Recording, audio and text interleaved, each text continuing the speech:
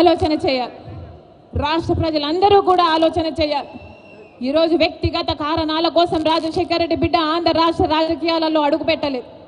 వ్యక్తిగత రాజకీయాల కోసమే అయితే, వ్యక్తిగత కారణాల కోసమైతే రాజశేఖర రెడ్డి బిడ్డ 2019లోనే ఆంధ్ర రాష్ట్రంలో అడుగు పెట్టాల్సి ఉన్నది. కానీ ఈరోజు ఆంధ్ర రాష్ట్రంలో రాజశేఖర రెడ్డి బిడ్డ అడుగు పెట్టింది అంటే ఎందుకు పెట్టింది? ఎందుకంటే ప్రత్యేక హోదా కోసం కనీసం పోరాడే వాళ్ళు కూడా లేకపోయారే అని. మనం పోరాడకపోతే ఆంధ్ర రాష్ట్రంలో ప్రత్యేక హోదా ఎప్పటికీ రాదు. కాబట్టి ప్రత్యేక హోదా ఇస్తానన్న ఏకైక వ్యక్తి రాహుల్ గాంధీ గారు. మొట్టమొదటి సంతకం రాహుల్ గాంధీ గారు ప్రత్యేక హోదా మీద పెడతానన్నారు. కాబట్టే ఆ మాట పట్టుకొని రాజశేఖర రెడ్డి బిడ్డ ఈరోజు ఆంధ్ర రాష్ట్రంలో అడుగుపెట్టింది.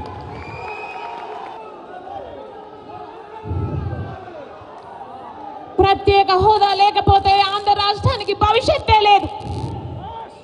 ప్రత్యేక హోదా లేకపోతే ఆంధ్ర రాష్ట్రం అభివృద్ధి చెందదు అని 10 సంవత్సరాలుగా చూసామా లేదా? మరి ప్రత్యేక హోదా మనకు లేకపోతే, ఆంధ్ర రాష్ట్రం జరగకపోతే మన బిడ్డలు ఎలా బతకాలి? ఆంధ్ర రాష్ట్రం